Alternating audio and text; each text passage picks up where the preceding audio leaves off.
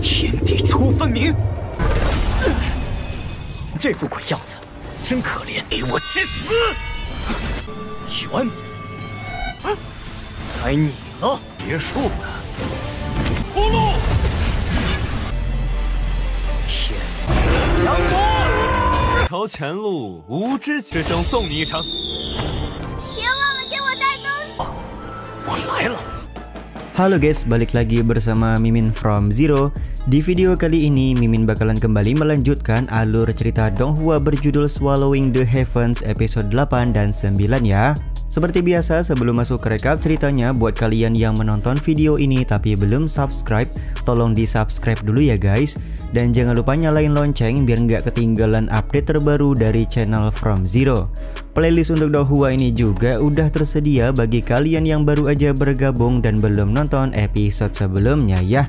Ya udah deh, gak usah berlama-lama lagi, langsung saja kita ke recap ceritanya guys.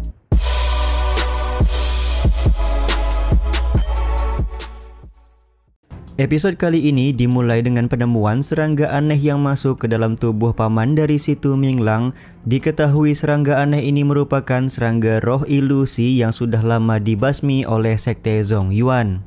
Wu Yu kemudian mengeluarkan kendi yang berisi jasad binatang monster di pegunungan Bibo. Ketika monster ini masih hidup, diketahui dia hilang kendali dan mengamuk tidak tentu arah. Wu Yu meminta Mo Sisu untuk melakukan penyelidikan apakah monster yang hilang kendali itu ada hubungannya dengan serangga roh ilusi yang dikeluarkan oleh paman si Tu Minglang. Mo Sisu pun meminta semua orang untuk tenang karena dia akan menyelidiki kejadian ini. Di saat yang sama, Qing Mang memberitahukan bahwa wanita yang digoda oleh Mo Sisu di atas kapal masih terabaikan hingga saat ini. Su Yanli kemudian berbicara kepada Wu Yu untuk tidak mengikuti kegiatan yang menjadi sorotan di dalam sekte, termasuk kompetisi pengawas kerajaan dewa. Semua itu dikarenakan si Tu Minglang pasti akan berusaha keras untuk membunuh Bang MC. Akan tetapi Wu Yu tidak bisa menerima permintaan dari Su Yanli karena apapun yang terjadi, Bang MC harus memenangkan kompetisi tahun ini. Singkat cerita, kompetisi pengawas kerajaan dewa akan segera dimulai. Seorang wanita yang merupakan salah satu guru agung pelindung sekte juga hadir dalam kompetisi. Tetua Muge kemudian menjelaskan kepada semua orang bahwa di dalam kompetisi dilarang dengan sengaja mencelakai sesama murid. Barang siapa yang melakukan hal tersebut maka akan diusir dari dalam sekte. Pertarungan pertama kompetisi akhirnya akan segera dimulai dengan pertarungan antar keroco. Di saat semua orang sibuk menyaksikan pertarungan, Wu Yu malah masih fokus berkultivasi sebagai persiapan menghadapi si Tu Minglang. Diketahui setelah kompetisi ini selesai, Wu Yu akan kembali ke kerajaan Dongyu, tempat di mana dia berasal. Tentu saja semua itu dikarenakan selama beberapa tahun Bang MC sama sekali tidak mendengar berita apapun dari kerajaan Dongyu.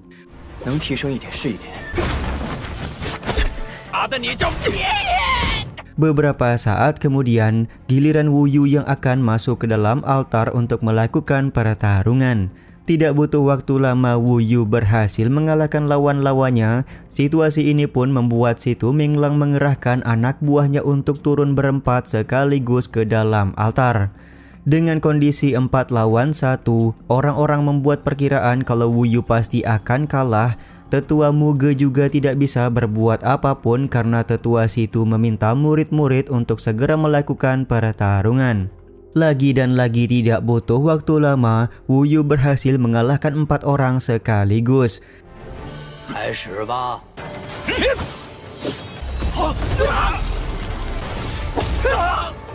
Situasi ini pun membuat tetua Muge memberikan selamat kepada Wu Yu karena dia sudah resmi menjadi pengawas kerajaan dewa. Protes langsung dilayangkan oleh si Tu Minglang. Menurutnya Wu Yu belum mencapai ranah pemadatan Qi, jadi dia tidak bisa menjadi pengawas kerajaan dewa untuk sekarang. Tetua Muge sendiri berkata tidak peduli apapun ranah dari Wu Yu, asalkan dia bisa mengalahkan semua murid pada kompetisi, maka dia secara resmi mengisi jatah pengawas kerajaan dewa. Tapi tetua situ berbeda pendapat dengan tetua Muge. Mereka berdua pun akhirnya berdebat satu sama lain perihal kemenangan Wu Yu pada kompetisi tahun ini. 先国监察使的名额，最后选出了一个断体。你竟然快到您期2。 Sementara itu, Guru Agung Pelindung Sekte meminta Situ Minglang untuk bertarung melawan Wu Yu di atas altar. Semua ini dia lakukan untuk mengetes sudah sampai di manakah perkembangan dari Situ Minglang yang merupakan salah satu jenius di Sekte Pedang Tong Tian. Padahal mah Guru Agung Pelindung Sekte merupakan salah satu orang yang berhubungan baik dengan keluarga Situ, jadi wajar saja dia mempersilahkan Situ Minglang naik ke atas altar untuk bertarung melawan Wu Yu. Pertarungan antara Wu Yu dan Situ Minglang akhirnya tidak bisa terhindarkan lagi. Seperti biasa, teknik 5 skanda yang digunakan oleh Wu Yu berhasil mengejutkan Situ Minglang dan orang-orang yang menonton.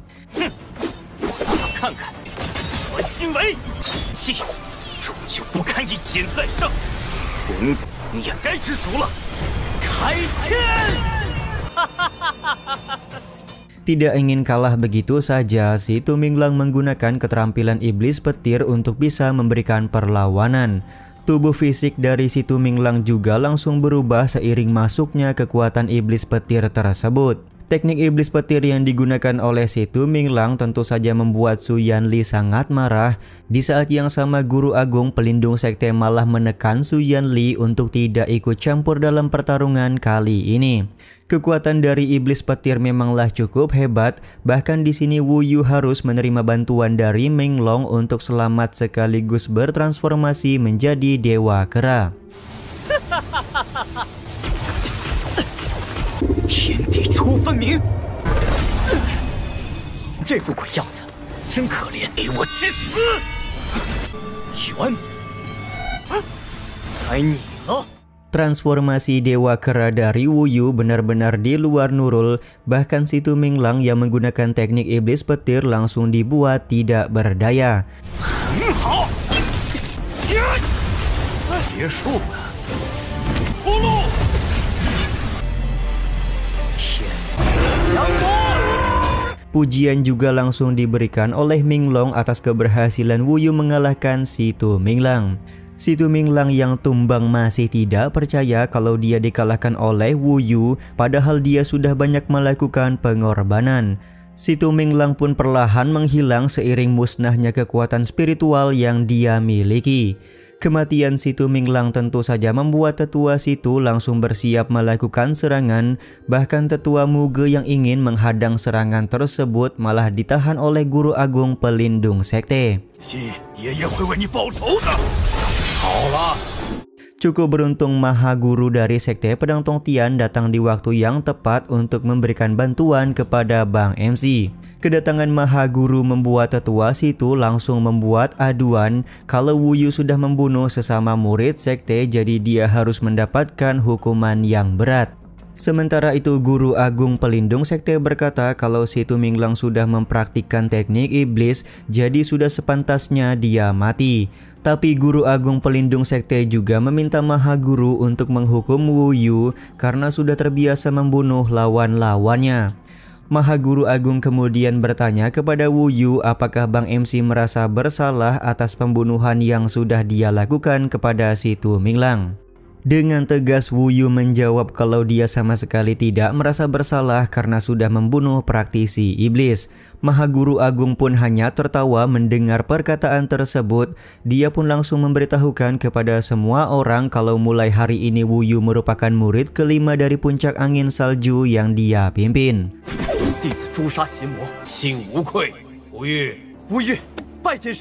Tentu saja Wu Yu langsung bersujud untuk mengucapkan terima kasih karena Maha Guru Agung mau menerimanya sebagai murid.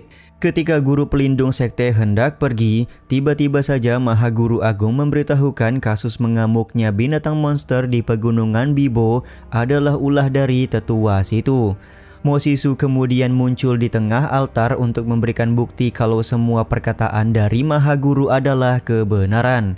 Mo Sisu kemudian memberikan penjelasan bahwa serangga ilusi roh dan bubuk obat yang membuat binatang monster kehilangan kendali sudah ditemukan di kediaman tetua situ. Di saat yang sama, Guru Agung pelindung sekte berusaha melindungi tetua situ di hadapan Maha Guru Agung.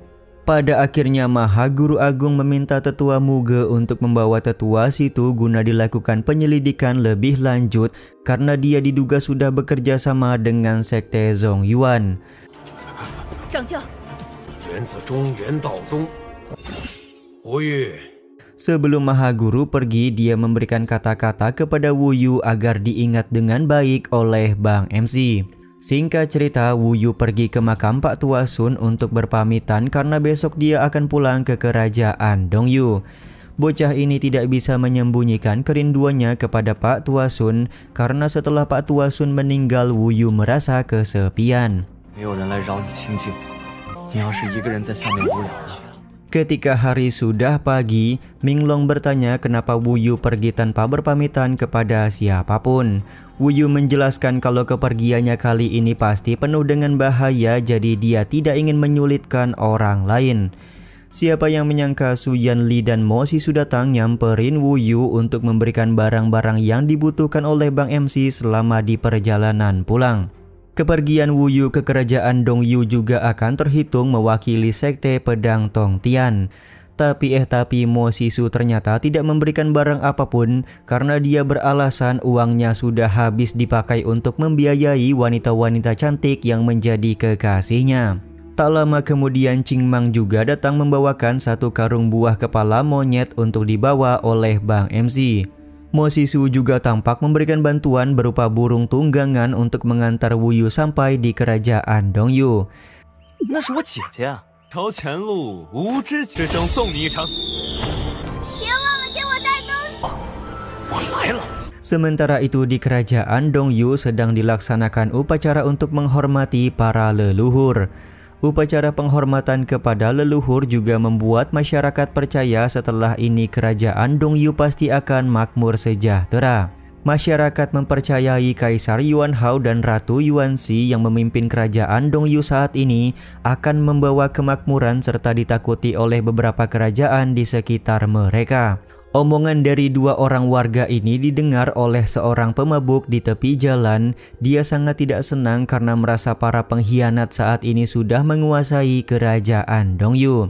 Ternyata pemabuk ini merupakan salah satu anak buah dari putra mahkota Yu yang menjadi pewaris utama kerajaan Dongyu. Dari percakapan mereka bisa disimpulkan bahwa dulu Wu Yu merupakan orang yang sangat kuat yang memimpin pasukan kerajaan Dongyu.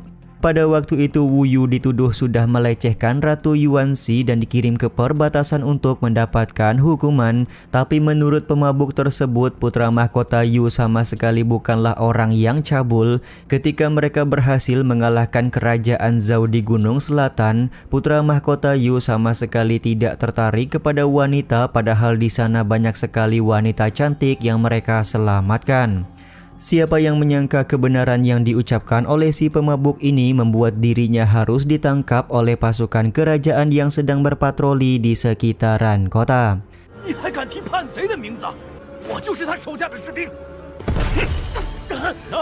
Scene ini juga sekaligus menutup episode kali ini ya guys.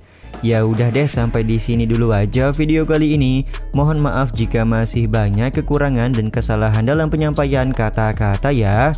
Terima kasih untuk kalian yang udah pada nonton dan jangan lupa subscribe serta nyalain loncengnya ya guys.